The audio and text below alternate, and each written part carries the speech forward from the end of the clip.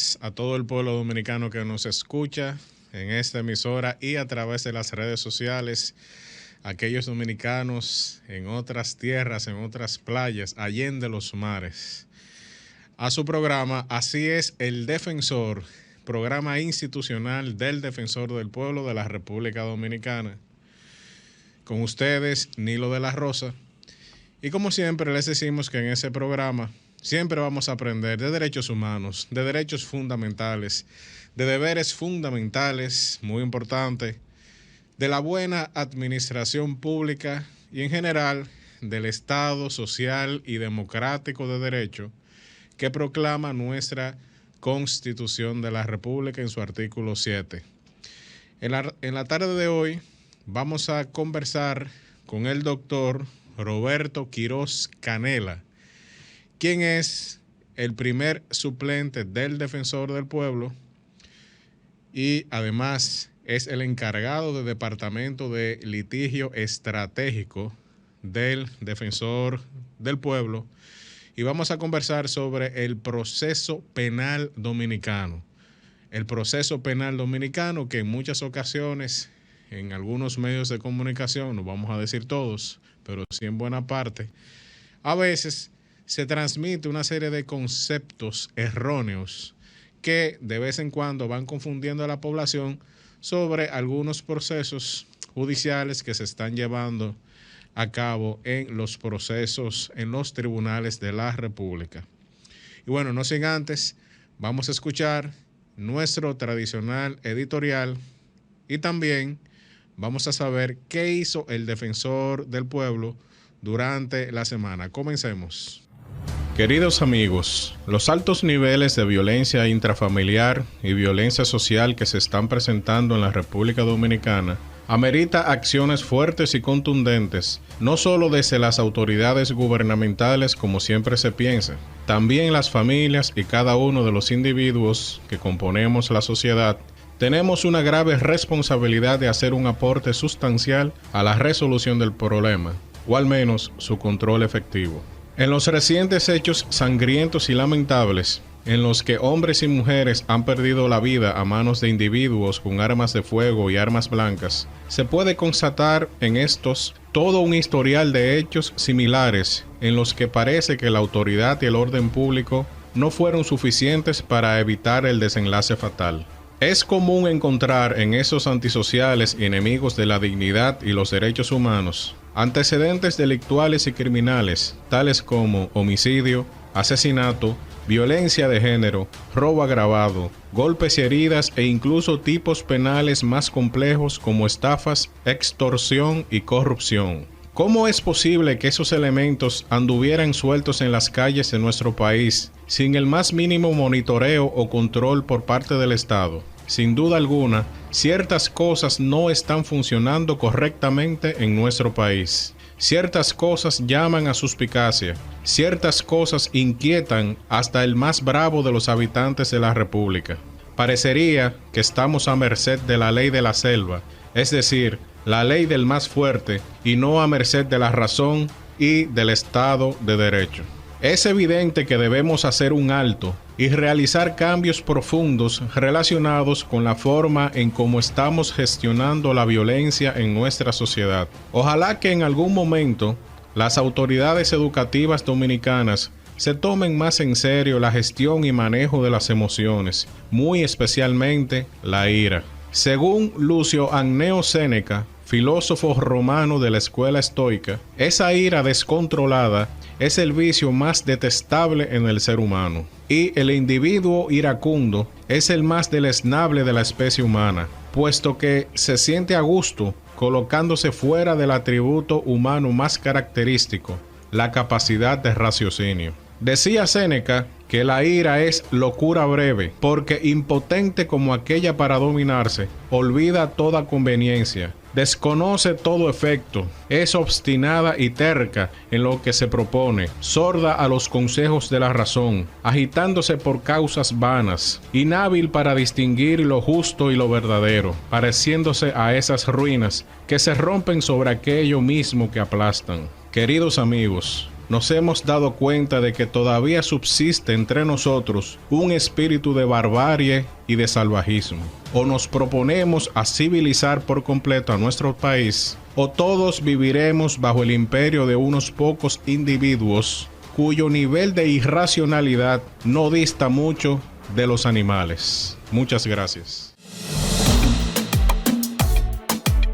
El defensor del pueblo, Pablo Ulloa, participó en el 8º BioSummit de la Red de Organizaciones de Pacientes de Centroamérica y el Caribe.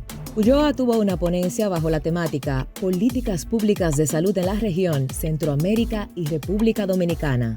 Durante su intervención, recordó que en el artículo 25 de la Declaración de la ONU se habla de que toda persona debe tener derechos fundamentales garantizados, como la salud, vivienda, asistencia médica o un buen seguro en caso de invalidez, desempleo, viudez o vejez. Asimismo, habló sobre la existencia de un cumplimiento gubernamental para poder dar un balance a los que toman las decisiones. Concluyó exhortando a presionar para que los gobiernos de América Latina ejecuten sobre la base institucional y no por preferencias personales. El defensor del pueblo sostuvo una reunión con el ministro de Educación, Ángel Hernández, para proponer la conformación de una comisión que vele por el cumplimiento del artículo 63-13 de nuestra Constitución, el cual establece como compromiso que en la formación primaria y secundaria a nivel público o privado sea obligatoria la instrucción en temas sociales y cívicos como los derechos y garantías fundamentales, los valores patrios, los principios de convivencia pacífica y la cultura de paz. El defensor del pueblo participó como moderador en el panel Desafíos y avances de la mujer en la comunicación política, un espacio productivo donde se abordaron interesantes informaciones y datos sobre partidos políticos y las leyes de régimen electoral y de los partidos políticos. Ulloa manifestó que sin estos dos últimos marcos regulatorios no se puede tener un sistema electoral basado en la equidad y la justicia, principios y valores que se plantearon en la Constitución Dominicana. La tercera sala de la Cámara Penal de la Corte de Apelación del Distrito Nacional desestimó el recurso de apelación interpuesto por Adán Peguero. Es director general del Instituto Postal Dominicano Impostdom y ordenó desenterrar el archivo provisional de la querella en su contra presentada por el defensor del pueblo, Pablo Ulloa, por supuesta violación al artículo 27 de la Ley número 19-01 a través de los abogados Harold Modesto y Roberto Quirós. La Corte de Apelación confirmó en todas sus partes la decisión que revocó el dictamen de archivo provisional y ordenó al Ministerio Público la continuación de la investigación del proceso, y con ello se hace palpable la lucha del defensor del pueblo en favor de los ciudadanos. El pasado 23 de septiembre se conmemoró el Día Internacional de la Lengua de Señas y aprovechamos la fecha para reiterar que el término correcto es lengua de señas y no lenguaje. Lenguaje es la capacidad que tiene el ser humano para comunicarse, mientras que la lengua es el conjunto de signos que sirven para la comunicación entre las personas de una misma comunidad lingüística. El Día Internacional de las Lenguas de Señas fue proclamado por la ONU en noviembre del 2017. La fecha conmemora la creación de la Federación Mundial del Sordo en 1951, organización no gubernamental que hoy por hoy ostenta el carácter de órgano consultivo de las Naciones Unidas y máxima autoridad mundial para la defensa de los derechos e intereses de las personas con disfunción auditiva. Cada año se trabaja en torno a un lema para celebrar el Día Internacional de las Lenguas de Señas. Para este 2022, se requiere resaltar la unidad que generan nuestras lenguas de señas y el valor que tienen en la diversidad y la identidad lingüística y cultural de las comunidades. Gracias a esta iniciativa, se ha mejorado el estatus de las lenguas de señas nacionales mediante la implementación de políticas, planes, programas y proyectos encaminados a mejorar la educación de las personas con diversidad funcional auditiva. Esto ha facilitado su acceso a la información y a los servicios básicos, de manera que se han visto fortalecidos los derechos humanos de estas personas, donde antes existían muy pocas organizaciones no gubernamentales especializadas en el tema. Bien, estamos de vuelta aquí en Así es, el defensor del pueblo de la República Dominicana. Y bueno, además vamos a informar que durante esta semana próxima, los días 5, 6 y 7 de octubre, el doctor Darío Nin, quien es segundo adjunto del defensor del pueblo, estará en la ciudad de Puerto Plata, en la provincia más bien de Puerto Plata, impartiendo por nuestra institución la conferencia El costo de una patria. El costo de una patria, los días 5, 6 y 7 en Puerto Plata, en varias localidades, comenzando por el ayuntamiento, también el distrito educativo de Puerto Plata y la comunidad de Villa Isabela también en esa provincia. El costo de una patria, una conferencia sumamente interesante, sumamente dinámica, para dar a conocer, para concientizar a la población sobre los valores patrios, sobre, como dice la conferencia, el sacrificio que llevó a las generaciones anteriores a nosotros para construir, para independizar, para lograr una República Dominicana libre, soberana e independiente. Muy interesante y le deseamos al doctor Nin y a todo el equipo que le acompaña éxitos en esas conferencias en la provincia de Puerto Plata. Atención, Puerto Plata. Bueno, nos acompaña el doctor Roberto Quiroz, quien, como les dije, es primer suplente del Defensor del Pueblo, encargado del Departamento de Litigio Estratégico de la institución. Y además de eso, es un gran profesional, una persona sumamente versada en el proceso penal dominicano, un abogado especializado en esa materia, quien además fue defensor público. Recuerden que el defensor público o la oficina de la defensa pública no es lo mismo que el defensor del pueblo. Son dos instituciones totalmente distintas que tienen nombres muy parecidos, pero tienen realmente funciones muy diferenciadas.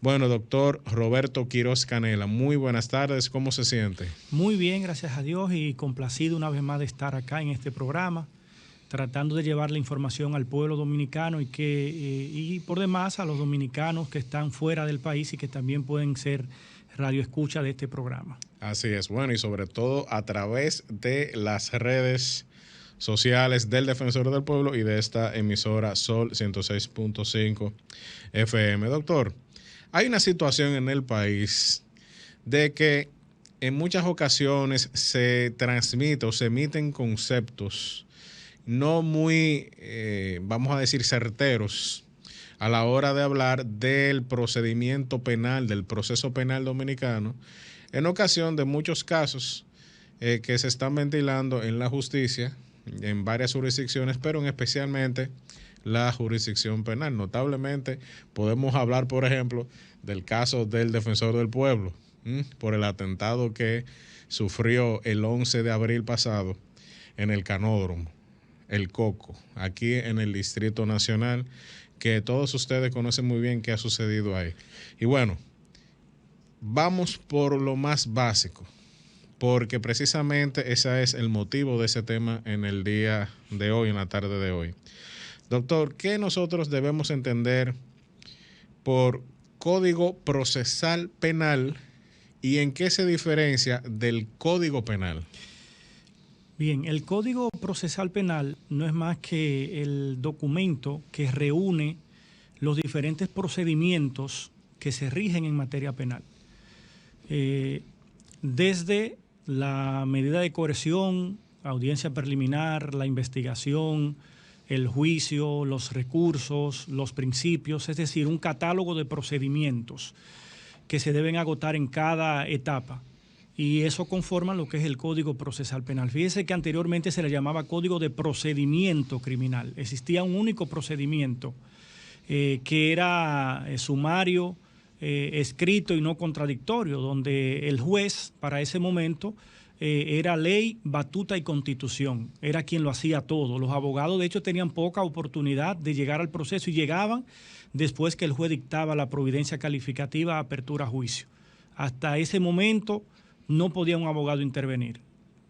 Esto cambió y pasamos entonces de tener un código de corte criminal a tener un código adversarial, donde el juicio se prima por principios como el de la oralidad, publicidad, contradicción, etcétera, etcétera.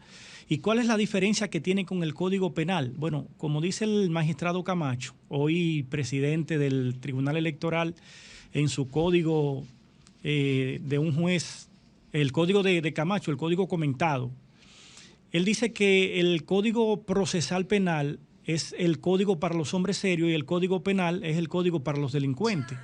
Porque el código penal lo que contiene es un catálogo de delitos, de crímenes, tanto en la parte fáctica de lo que es el delito o el crimen y también en la parte de la consecuencia, es decir, de la posible pena a imponer. Muy bien. Y esa es su diferencia fundamental. El procesal, procedimiento, y el penal contiene las infracciones, delitos y contravenciones.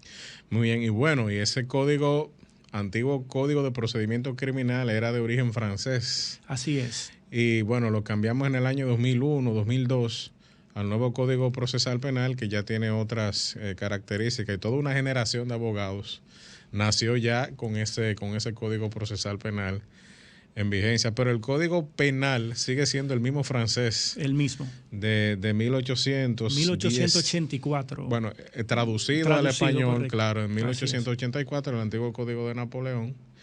Y bueno, estamos intentando de que la República tenga un nuevo Código Penal. Así es, se han hecho varios intentos, muchos lanzamientos, ¿verdad?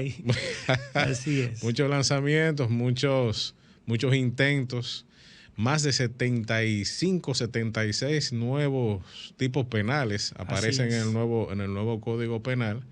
Y bueno, esperamos aquí desde el Defensor del Pueblo que más temprano que tarde la República Dominicana cuente ya con un nuevo Código Penal actualizado a los tiempos. Imagínese usted, estamos en el 2022 y ese código es originado en el 1810. Así es. Y traducido en 1884 aquí en República Dominicana, doctor. Entonces, ¿cuál es la diferencia? Porque muchas veces se habla de crímenes, delitos, infracción. Bueno, ¿cuál es la diferencia fundamental que hay entre una infracción, un delito y un crimen de acuerdo al derecho dominicano? El Código Penal en el artículo 1 hace esa diferencia tripartita de lo que es un crimen, un delito y una infracción o una contravención. Y lo plantea de conformidad al tipo de pena que se impone. Por ejemplo, dice que las infracciones que la ley castiga con pena aflictiva o infamante es un crimen. ¿Qué significa aflictiva e infamante? Son penas graves. Penas graves que son las penas por lo regular de reclusión mayor. Podemos hablar de pena de 3 a 20 años o en su defecto la pena máxima que es de 30 años, salvo las excepciones que están establecidas en leyes especiales como la ley de terrorismo, como la ley de armas, que plantean pena hasta de 40 años de manera excepcional. Muy bien. Entonces dice asimismo ese mismo artículo que las infracciones que la ley castiga con pena contravencional se llaman delito y las que castiguen con pena de simple policía son infracciones. Es decir, son penas, son delitos, o vamos a decir, son conductas que se castigan con multas solamente. Esas son las infracciones. Las de simple policía pudieran castigarse con multa y también con pena de 1 a 5 días. De 1 a 5 días de prisión. Entonces, Así es. El delito con pena correccional, de 6 meses a 2 años. 6 meses a 2 años de prisión. Así es. Y ya el crimen, estamos hablando de más de 2 años de prisión. Podemos hablar ahí de pena de reclusión menor, que está en el artículo 23 de ese mismo código, que habla de pena de 2 a 5 años, con pena de detención, que puede ser de 3 a 10 años, o con pena de reclusión mayor, que hablamos con pena de 3 a 20 años y la máxima de 30 años. Muy bien, bueno, ahí está la diferencia, señores, entre una infracción, un delito y un crimen. Es decir, es una especie de pirámide. Así es. O de montaña que va comenzando desde lo más leve, pudiéramos decir así, hasta ya lo más grave. Y fíjese, Nilo, antes de que pase a la próxima pregunta, es tan importante esto que usted me pregunta porque muchas veces cuando hablamos de autor y cómplice, el mismo código cuando habla de la complicidad dice que el cómplice se castiga con la pena inmediatamente inferior. Hay la creencia de que la pena inmediatamente inferior es en cuanto a la cuantía y no es así, es en cuanto a la misma degradación que plantea el Código Penal. Es decir, si al autor le corresponde la pena por el crimen, la inmediatamente inferior sería la pena de un delito. Por decir, por ejemplo, si hablamos de que una persona es castigado con pena de reclusión mayor, la que le corresponde al cómplice es la de detención. Es decir, hasta 10 años. Exactamente. y así sucesivamente. Precisamente ese es uno de los temas que trae el Código Penal nuevo, doctor, que se prevé claramente el tema de la autoría intelectual. Es correcto. De un delito, porque imagínese usted, el autor intelectual es igual o más culpable que la misma persona. Y la consideración que se le da al día de hoy es de cómplice, porque el 59-60, cuando plantea la complicidad, dice el que maquine, es decir, el que idee el delito, se le considerará como cómplice. Sin embargo, en el nuevo proyecto, pasaría a ser un autor como el autor material prácticamente. Así es. Bueno, doctor, ¿y cómo está organizada a grandes rasgos la jurisdicción penal, es decir, el sistema de tribunales penales en República Dominicana? El mismo Código Procesal Penal define que esta jurisdicción se compone por todos los jueces y los tribunales de la República Dominicana que resuelven todos los conflictos en materia penal. Desde la Suprema, las Cortes de Apelación, los tribunales de primera instancia y juzgados de paz que conocen de hecho de delitos de menor cuantía. Exactamente. Entonces estamos hablando de que en el juzgado de paz se conocen las infracciones. Sí, se conocen infracciones, delitos de menor cuantía. Muy bien.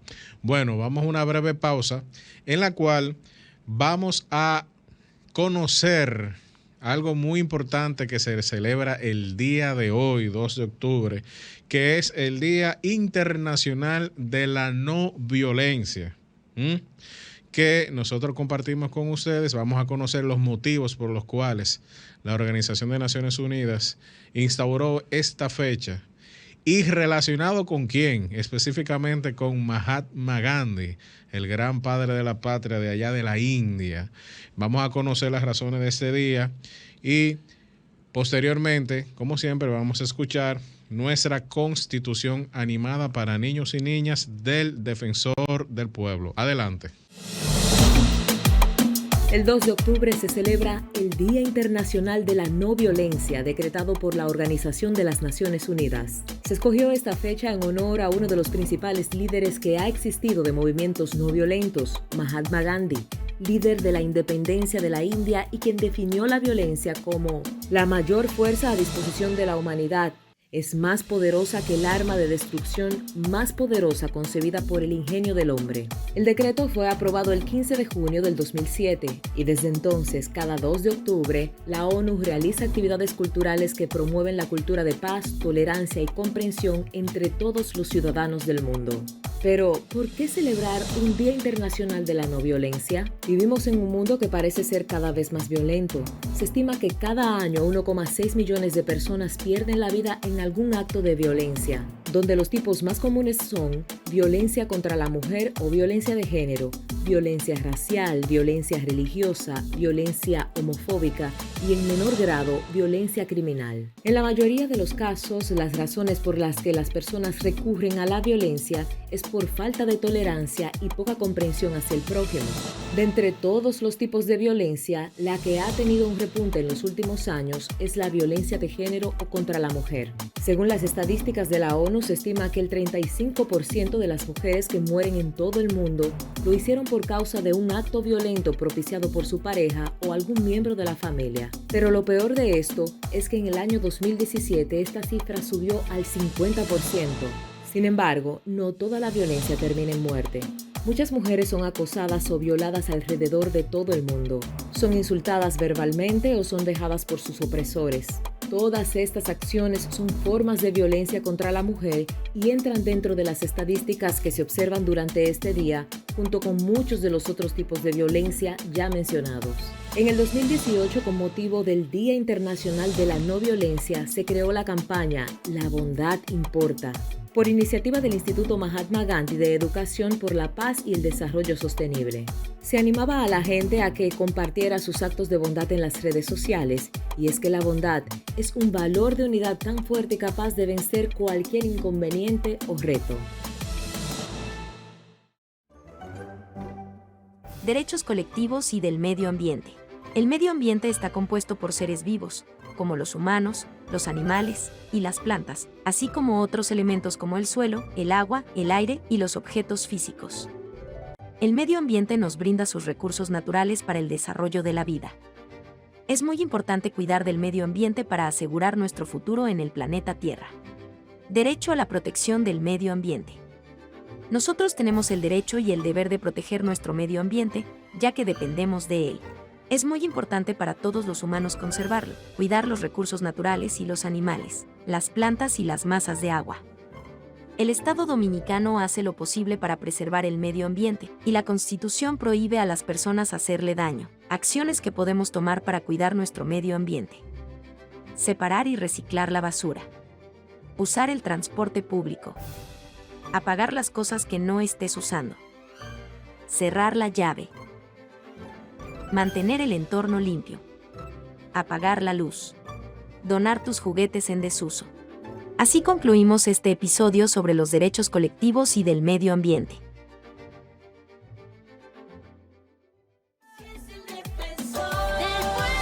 Estamos de vuelta aquí en Así es el Defensor del Defensor del Pueblo de la República Dominicana.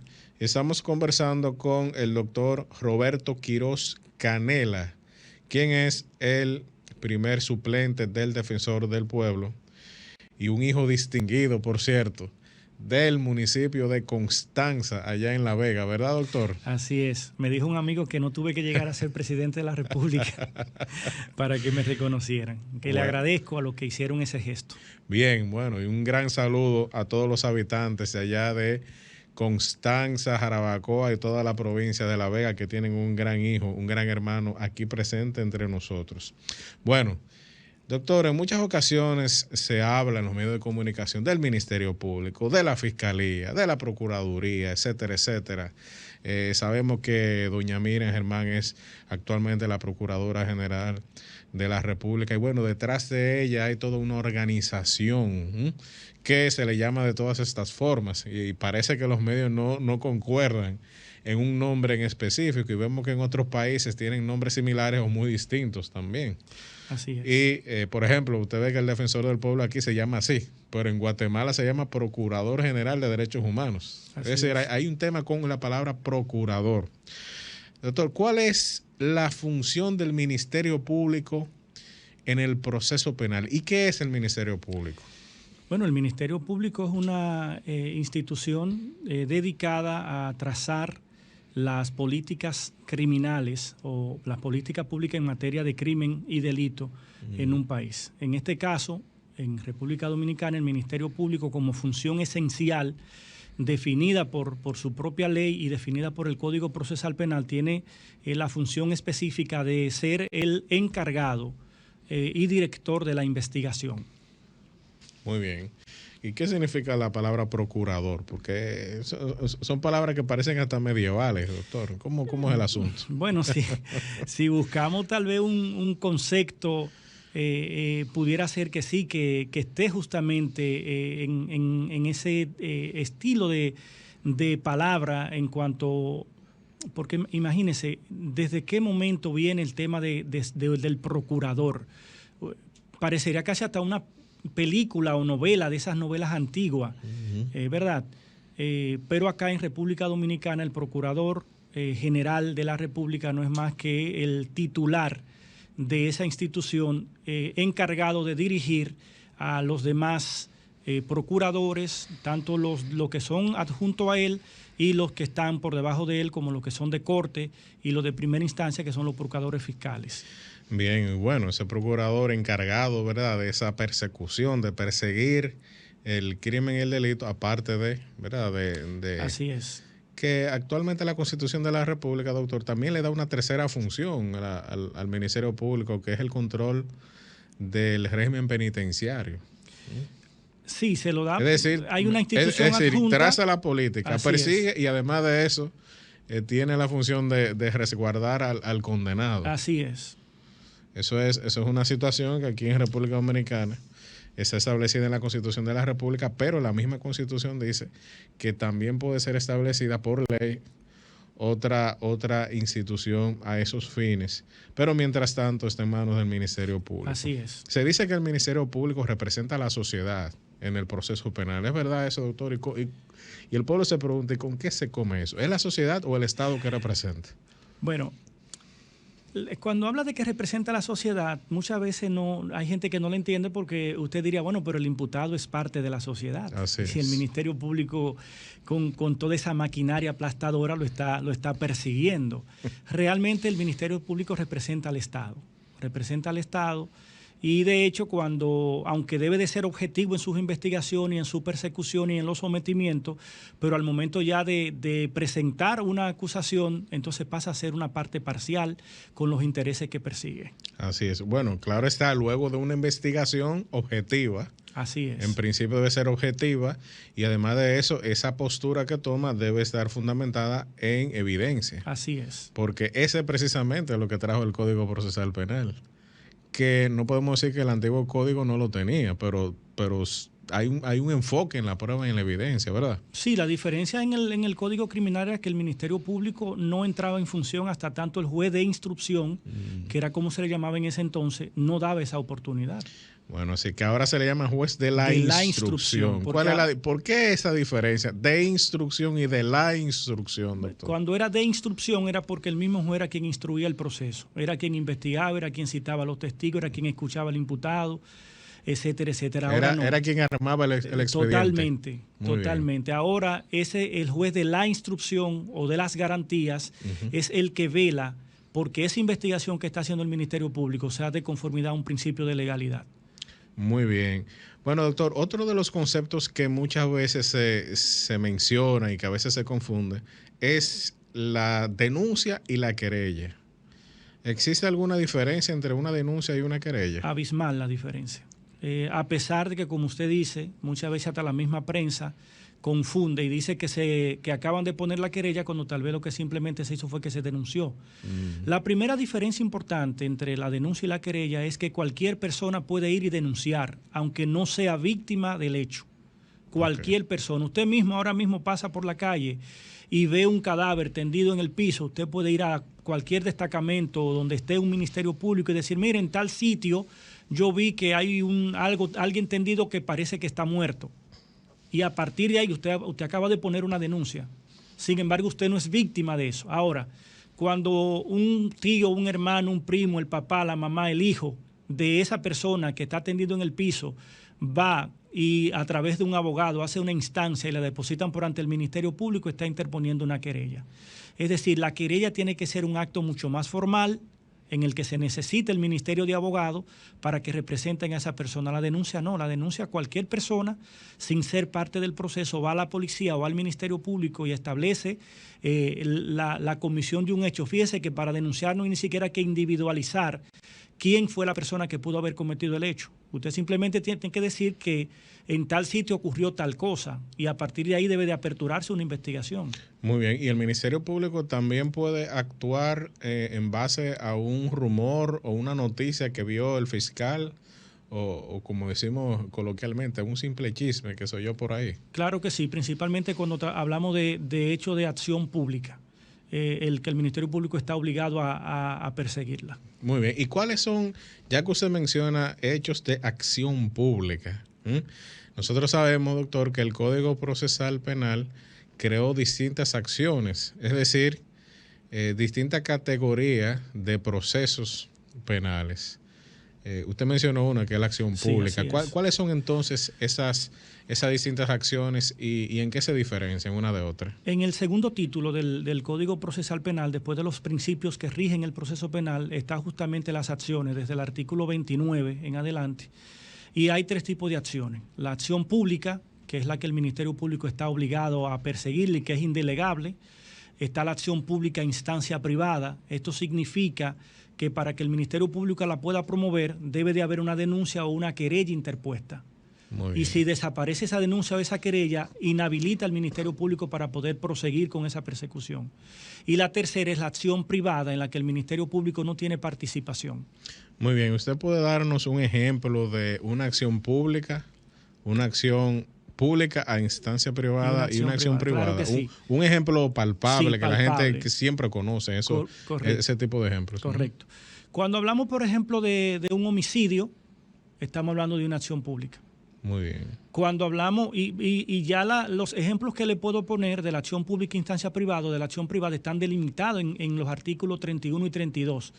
Es decir, lo que no están establecidos en el Código Procesal Penal son lo de acción pública como tal. Pero cuando hacemos el análisis del 31 y el 32, entonces lo que no esté en estos dos artículos o en alguna ley especial que diga específicamente de qué acción se trata, pues entonces serán de acción pública.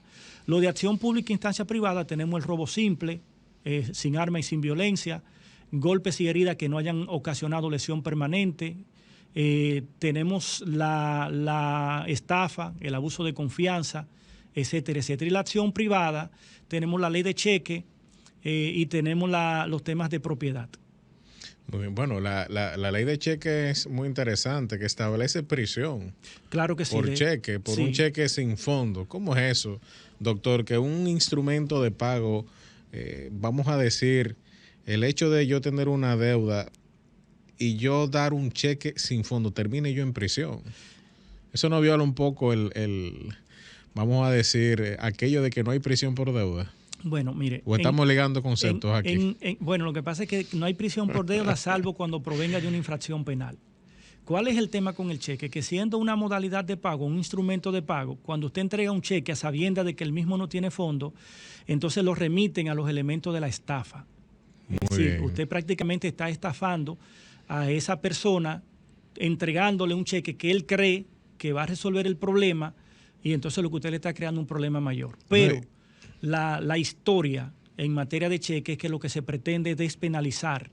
Es decir, que lo que si pudiera haber sean temas de cobro de peso o daños y perjuicios, pero no el tema penal propiamente. Y hay mucha gente, de hecho hasta funcionarios en gestiones pasadas, que han sido condenados por haber dado cheques sin provisión de fondo. Así es. Y bueno, en muchas ocasiones el acreedor termina dando un documento de finiquito y descargo. Y ahí, bueno, ahí hay claramente una estafa. Así es. Eso está más que claro, a partir del 405 del Código Penal. Es correcto. Y, doctor, la violencia de género, ¿cómo se califica de acuerdo a esas acciones según el Código Procesal Penal? Con la modificación de la Ley 1015 pasó a ser de acción pública. Estaba antes prácticamente como acción pública en instancia privada, porque lo englobaba en el tema de los golpes y heridas. Muy bien. ¿Verdad? Pero con la modificación de la Ley 1015, entonces pasó a ser de acción pública. Por eso se han trazado en ocasiones políticas de que no hay acuerdo en materia de violencia intrafamiliar, etcétera, etcétera, etcétera. Bueno, y en el caso en que el denunciante o la denunciante o querellante retire su querella o su denuncia, de todas formas, el Ministerio Público seguirá. Continúa con su investigación y con su persecución. Así que es. Sorprende a mucha gente. Dice, pero que ella me retiró la querella, yo tengo un desistimiento. Y aún así el Ministerio Público. De hecho, hay una situación que se da con eso. Porque muchas veces esa mujer que denuncia o ese hombre que denuncia retira, pero en la acusación del Ministerio Público está como testigo. Te retiraste como víctima, pero como testigo tú estás obligado, cuando yo te cite, a comparecer en el tribunal y está obligado a prestar declaraciones, porque hay penalidades cuando tú no vienes como testigo y no quiere hablar o no quiere comparecer. Puede ser, de hecho, condenado como testigo reticente. Entonces, eso sucede muchas veces. Bueno, sumamente interesante y aclaratoria estas palabras del doctor Roberto Quiroz. Vamos a una pausa y regresamos de inmediato. ¿Te has preguntado qué hace el Defensor del Pueblo? Nuestra institución contribuye con la defensa de la buena administración y los derechos fundamentales. ¿Cómo lo hacemos? Intermediamos en conflictos que puedan darse entre los ciudadanos y las instituciones del Estado. Vigilamos y supervisamos las actuaciones ilegales, arbitrarias o erróneas de las instituciones y funcionarios del Estado.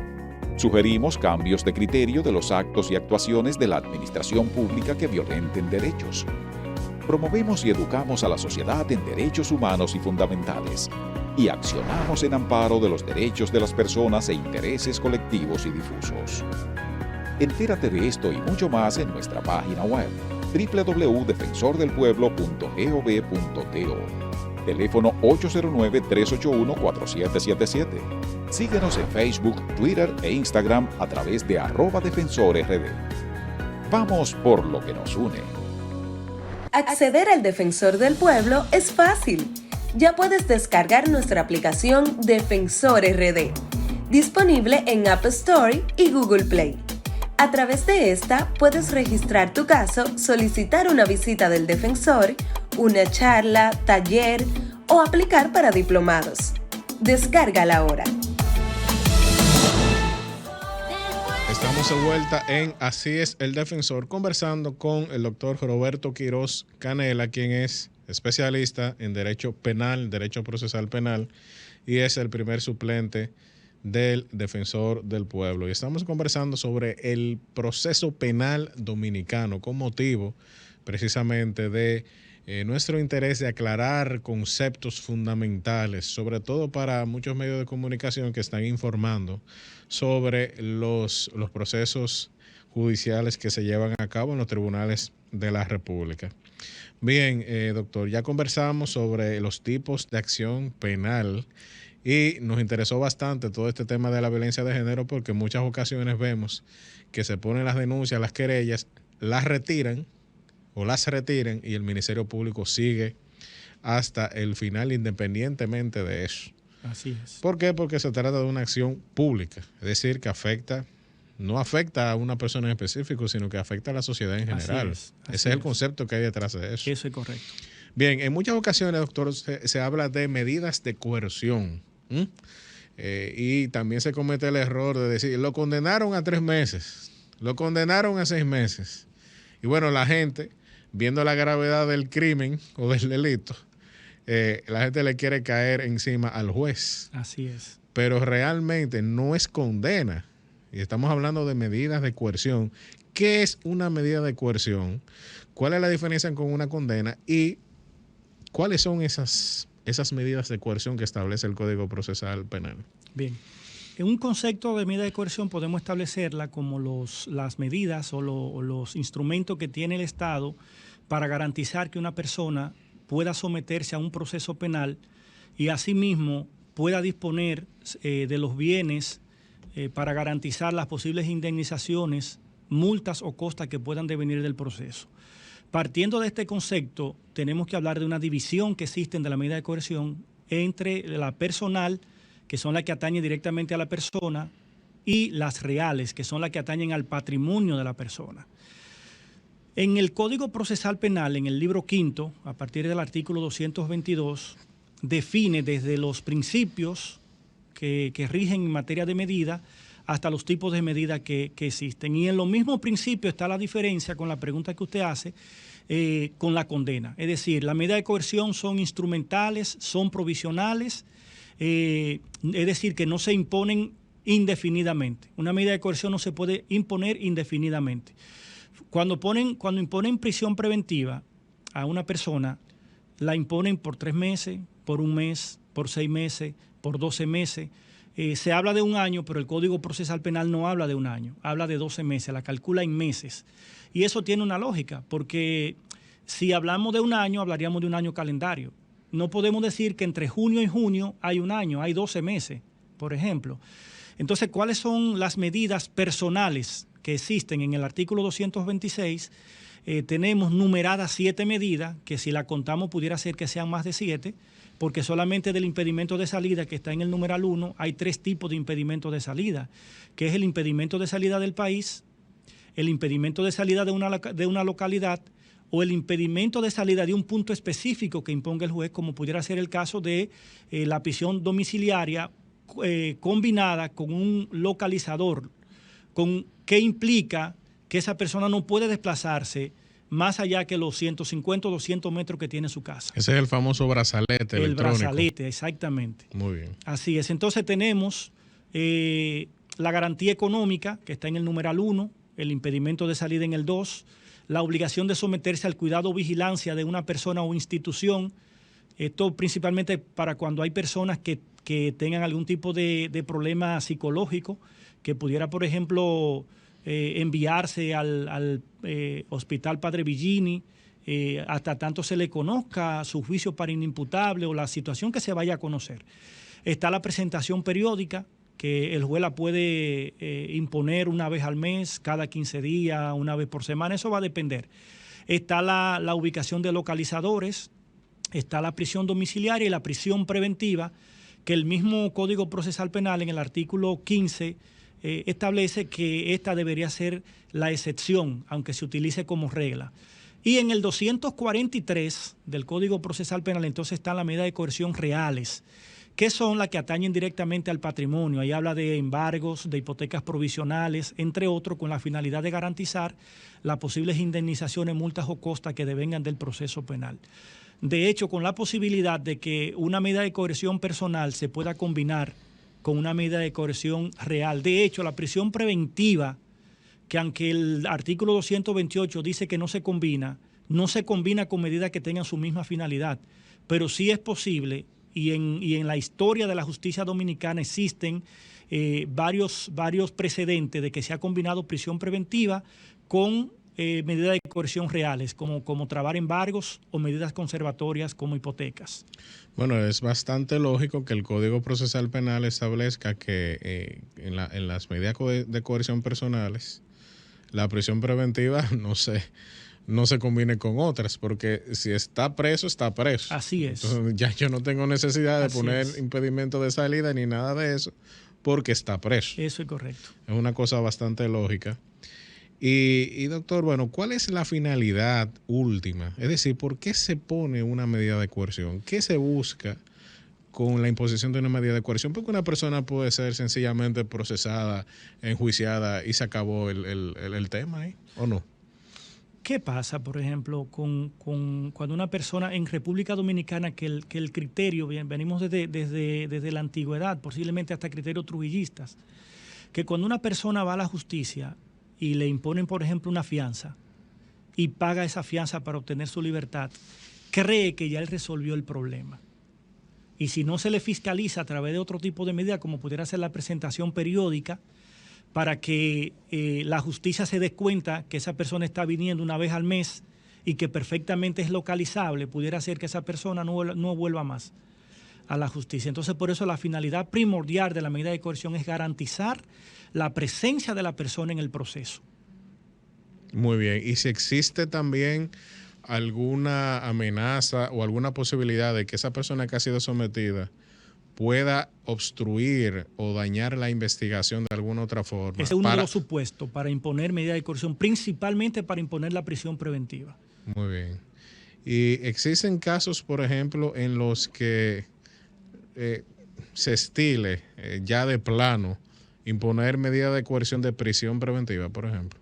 Porque en muchas ocasiones se dice, la prisión preventiva va de automático. O sea, en muchas ocasiones hemos visto eso en algunos medios de comunicación. Pero en República Dominicana no está tipificado para que sea de automático por el tipo penal. De hecho, la ley 5088 prohibía el tema de la fianza en materia de droga, y eso, de hecho, con una sentencia de Santiago, de la Corte de Santiago, desde hace años, tal vez cuando yo estudiaba Derecho, fue declarada inconstitucional. Muy bien. Es decir, que anteriormente, por eso se lo pregunto, porque había materias en lo que no se aceptaba otra cosa que no sea presión. Eso es correcto, pero ya no, eso no es así. Eso todo, en un delito que se establezca ahora mismo que la prisión es obligatoria, le aseguro que las acciones de inconstitucionalidad lloverían. Así es. Y bueno, tenemos otro concepto, doctor, que es la acusación. ¿Quién presenta la acusación? ¿En qué momento se hace? ¿Y qué es específicamente la acusación?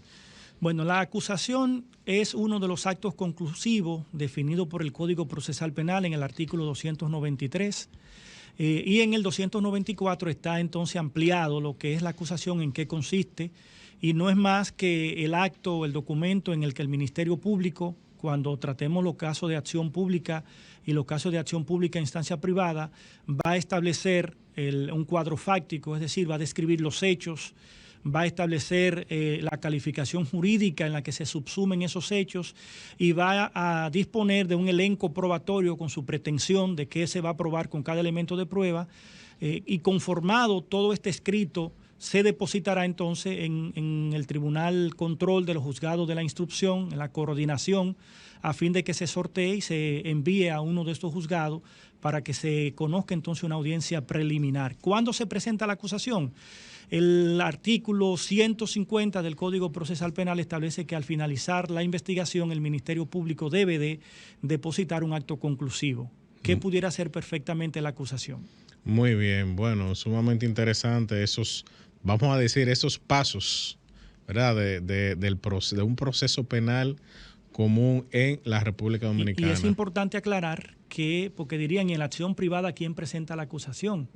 En la acción privada, pues la acusación la va a presentar la parte querellante, va a ser el acusador privado. Eso está definido a partir del artículo 354 del Código Procesal Penal.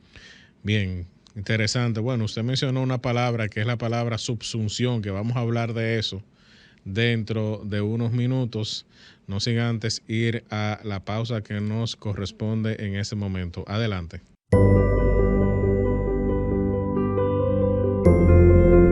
El buen manejo de los fondos públicos es fundamental para garantizar la eficiencia en el ejercicio de la función del defensor del pueblo. Por tanto, la transparencia es uno de los 4 valores de nuestro plan estratégico institucional. Como muestra de ello, el sistema de transparencia de la institución cumple con todos los estándares establecidos por la Dirección General de Ética e Integridad Gubernamental, valiéndonos el reconocimiento como uno de los 2 órganos constitucionales con mejor puntuación en materia de transparencia en los primeros 6 meses de este año. Y es que a nosotros nos mueven la honestidad y la transparencia. En octubre del 2021, implementamos la ejecución presupuestaria en línea a través del Sistema de Información Financiera del Ministerio de Hacienda. La transparencia también se evidencia en el manejo de nuestros procesos internos. Por ello, cumplimos con los requisitos de la norma para el desarrollo y gestión de los portales web y la transparencia de los organismos del Estado, NORTIC, y la Asociación Española de Normalización, AENOR, con ocasión de nuestra Carta de Servicio al Ciudadano, como una muestra del compromiso con elevar cada día más y en beneficio de los ciudadanos y ciudadanas la eficiencia de este órgano constitucional.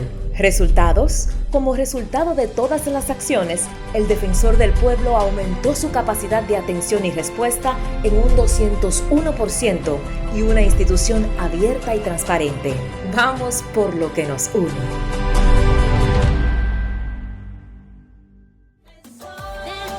Estamos de vuelta en Así es el Defensor, conversando con el doctor Roberto Quiroz Canela, quien es el primer suplente del Defensor del Pueblo y encargado de los litigios estratégicos de la institución. Antes de irnos a la pausa, estábamos conversando sobre ese acto que es la acusación, ese acto que viene luego de una investigación amplia del Ministerio Público o de la parte querellante en el caso de las acciones privadas. Entonces ya se presenta ya con criterios claros esa acusación, con todas las evidencias del lugar, con todos los testigos del lugar.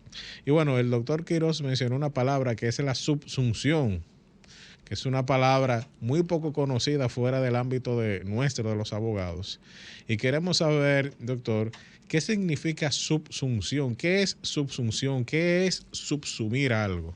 Bueno, en el concepto de lo procesal penal y específicamente en lo que atañe a la teoría de caso, en el que se compone de 3 elementos que fueron los mismos que definí para la acusación, que es el fáctico, el jurídico y el probatorio. Entre el fáctico y el jurídico debe de haber la conjugación de esa palabra de subsumir. ¿Qué significa subsumir? Significa que los hechos que yo describo, cuando yo digo que Juan Pérez entró a una casa y se llevó un televisor, yo tengo que buscar un artículo del Código Penal en el que ese hecho de Juan encaje. Por ejemplo, en el 379 del Código Penal dice que el que con fraude sustrae lo que no le pertenece se hace reo de robo. Entonces, la conducta de Juan, que fue a entrar a una casa y sustraer un televisor que no es de su propiedad, encaja justamente en ese 379 que define quién se convierte en reo de robo cuando comete la acción de sustraer lo que no le pertenece. Es decir, no es más que adecuar el hecho al derecho. Muy bien. Y bueno, el fáctico, para aquellos que nos están escuchando, fáctico se refiere a facto. A facto, a la descripción de los hechos. Del hecho, es decir, facto viene de factum en latín, que significa hecho. Por eso que se dice un gobierno de facto, por ejemplo, que es un gobierno de hecho, es decir, no es de derecho, no es un gobierno legal, pero es un gobierno que en los hechos está posicionado. Está posicionado, como el caso, hay ciertos casos, ¿verdad?, en América Latina y y en otras regiones del mundo donde hay gobiernos de facto, es decir, gobiernos de hecho, pero no de derecho, Así que es lo que debería realmente ser. Doctor, estamos hablando también de otros conceptos, por ejemplo, como la audiencia preliminar, que no es una audiencia, que normalmente, que en muchos casos no es una sola audiencia, son muchas audiencias que se convierten en la audiencia preliminar. ¿Qué se conoce en la audiencia preliminar y quién conoce esa audiencia? Bueno, la audiencia preliminar la conoce el juez de la instrucción, que es el juez de las garantías. Evidentemente que no debe ser el mismo que impuso la medida, por un tema que lo define el mismo código y lo que posibilitaría de hecho hasta la petición de inhibición de un juez que ya haya participado en otra etapa del proceso. ¿Qué se conoce en la audiencia preliminar? Bueno, pues se conoce la suficiencia de la acusación y se conocen de los elementos de prueba la legalidad, utilidad, pertinencia y relevancia para saber si lo mismo permiten en un eventual juicio llevar a esa persona a una posible condena. Esencialmente esto es lo que se conoce en la audiencia preliminar. Y el tema de que se extienda o de que haya que hacerle en varias oportunidades se debe a los trámites e incidentes que se pueden presentar. Recuérdese que hay muchos abogados que le gustan incidentar, a pesar de que decía un viejo abogado, Altañán, que el buen abogado no es el que incidenta, sino el que no se deja incidentar. Así es. Bueno, y ya que usted menciona de incidente, en el ámbito coloquial incidentar significa una cosa, pero en el ámbito jurídico es otra. ¿Qué significa realmente incidentar? Porque mucha gente dice eso, me están incidentando. ¿Qué significa eso en el ámbito del proceso judicial? Es proponer excepciones o trámites tendentes a dos cosas fundamentales: o alargar el proceso o a proponer excepciones que pudieran irrumpir o dar por terminado el proceso sin la necesidad de juzgar el fondo. Por ejemplo, si yo propongo la extinción porque la acusación no se presentó en tiempo oportuno y el juez me la coge, pues esa persona que fue a buscar que condenaran a esa otra persona que les robó, si se produce la extinción no va a haber una condena, esa persona lo van a poner en libertad.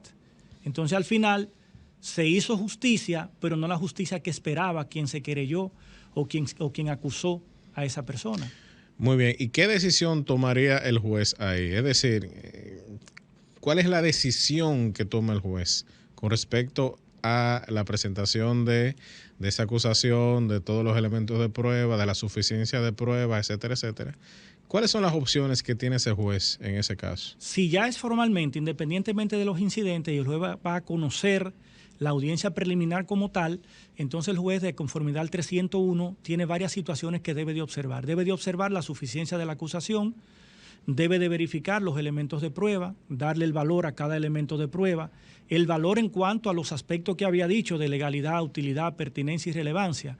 Y basado en estos elementos que él va a observar, entonces viendo la suficiencia, va a indicar que procede el envío a juicio de ese proceso. Asimismo, este juez va a verificar, por ejemplo, si las partes llegaron a un acuerdo, un penal abreviado o una suspensión condicional del procedimiento, pues este juez puede homologar esos acuerdos, lo que se han arribado, y asimismo también tendrá la facultad en esa oportunidad de verificar lo concerniente a la medida de coerción. Puede imponer medidas de coerción, puede variar medidas de coerción y puede hacer cesar las medidas que ya se habían impuesto.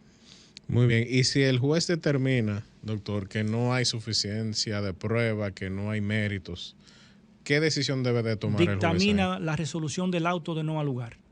¿Y si hay auto de? Hay uno que es el auto de apertura a juicio, Muy si bien. hay suficiencia, y si no hay suficiencia o si no hay elementos de prueba suficientes, entonces dicta el auto de no al lugar. Muy bien, ¿y esa decisión es apelable? La del auto de no al lugar sí, pero la de la apertura a juicio no es susceptible de recurso. Muy bien. Y ese juicio, vamos a decir que en muchas ocasiones se dice juicio de fondo, le dicen, vamos al juicio de fondo. Realmente, ¿qué se conoce? Porque, bueno, ya nosotros pasamos medidas de coerción, ya hemos pasado una investigación, ya hemos pasado una audiencia preliminar en la cual se está prejuzgando cosas. Y bueno, ¿qué vamos entonces a juzgar el día del juicio del fondo. Fíjese que en la preliminar yo nunca hablé de que se iban a discutir los hechos, Muy de bien. que se iba a decir que la persona es culpable o es inocente, se iba a ver probabilidades y la prueba permiten que se celebre ese juicio. Ahora en el juicio sí vamos a ver la culpabilidad. Ahí vamos a ver culpabilidad o si el principio de presunción de inocencia se queda intocable. En el juicio de fondo se va a conocer ya la acusación que admitió el juez de la instrucción, se van a debatir los elementos de prueba y al final habrá una decisión de absolución o de condena de cara a lo que se pueda en ese lapso del juicio demostrar. ¿Y qué significa absolución, doctor? Que usted Absolución, me dijo eso. absolución de conformidad al artículo 337 del Código Procesal Penal es la decisión que determina que esa persona no tiene que ver con los hechos o los elementos de prueba no fueron suficientes para retenerle culpabilidad. Muy bien. Y cuando las personas dicen, algunos medios dicen, lo declararon inocente, ¿es lo mismo que absolución? Pudiéramos decir que sí, en un sentido conceptual. Lo declararon inocente, a pesar de que no debería declararse inocente porque la inocencia se presume. Sí, lo que el código habla es de sentencia absolutoria, no habla de sentencia de inocencia. Así es, así es. Entonces no hay que declararme inocente porque sí, soy inocente. Usted desde que se le señala el primer día como posible autor de un hecho, debe de presumirse no que usted es culpable, sino que usted es inocente, hasta que en el juicio ya se le demuestre lo contrario. Bueno, eso es uno de los principales conceptos que en muchas ocasiones se confunde porque, doctor, a través de las películas, a través de las series de televisión, series que se ven también en internet, los norteamericanos por lo menos se traduce de esa forma, de que bueno, lo declararon inocente o lo declararon no culpable. Sí, bueno, pero jurídicamente eso no es el término. Ya nosotros hemos visto que el término real es la absolución. Porque inocente sí. Usted es ya de plano. Desde que usted entra al proceso penal, a usted se le debe presumir como inocente. Muy bien. Y ojo, a usted se le pudo encontrar con la mano en la masa, como dicen. Y fíjese que muchas dicen, pero ¿quién discute que no fue él que lo mató? Hay un caso muy palpable, que fue el del ministro de Medio Ambiente. Todo el mundo sabe, pero a ese señor se le debe presumir inocente hasta que en un juicio una sentencia diga que él es culpable. Así es. Y bueno, eso está muy bien pensado, doctor. Todo ese proceso que viene desde la antigüedad romana, pero también desde la antigüedad griega, desde la antigüedad egipcia, en la Edad Media también, el proceso de la Inquisición, todo eso busca en alguna u otra forma la verdad. Así es. Porque no todo lo que la gran mayoría dice se convierte en verdad. También las grandes mayorías pueden estar equivocadas. Bueno, hay un adagio que dice que el clamor público no hace justicia. Así Te es. puede parar un grupo de personas frente al tribunal a pedir que condenen a una persona y los jueces lo pueden ver hasta por la televisión. Y eso no obliga al juez. Claro. De hecho, había otra máxima que decía que a confesión de parte es relevo de prueba, pero hoy día con el proceso que tenemos, el juez dice dame prueba y te doy culpable. Así es, bueno, precisamente porque una persona puede decirse no, yo soy culpable y realmente lo que está encubriendo a otro. Pasó en Santiago en el caso de Marco Martínez versus Margarita Cedeño, cuando Marco Martínez dijo que lo declararan culpable porque él cometió el delito que se le estaba juzgando. Y el tribunal le dijo que no. Muy que bien. A él lo sometieron por delitos de alta tecnología y que él pudo haber cometido otro delito, pero no ese. Así y lo es. descargaron en esa ocasión. Así es, y bueno, y todo eso es lo que precisamente se busca con esta tecnificación del proceso, la tecnificación de la prueba, que se conserve la prueba de forma real, de que haya toda una cadena de custodia, es decir, que haya toda una ciencia detrás de eso, porque hay que buscar la verdad siempre y hay que investigar a fondo las cosas que han sucedido y no lo que se queda por arriba a través de alguna noticia que sale en un proceso. Y bueno, hemos llegado hasta el final, lamentablemente, de nuestra clase magistral de proceso penal dominicano para todos aquellos que no son abogados. Es decir, para que entiendan todos los conceptos fundamentales y no nos perdamos entre noticias y noticias que nos van confundiendo precisamente por un manejo no muy adecuado de los términos jurídicos. Les recordamos que estamos transmitiendo de 3 a 4 los domingos y que mañana lunes el programa se va a subir a YouTube y las redes sociales del Defensor del Pueblo y de esta emisora. Les deseamos un feliz resto del domingo y una semana llena de dicha, llena de provecho. Nos vemos en un futuro próximo. Hasta entonces. Así es, el que está para ti te da la mano, de los derechos de cada ser humano.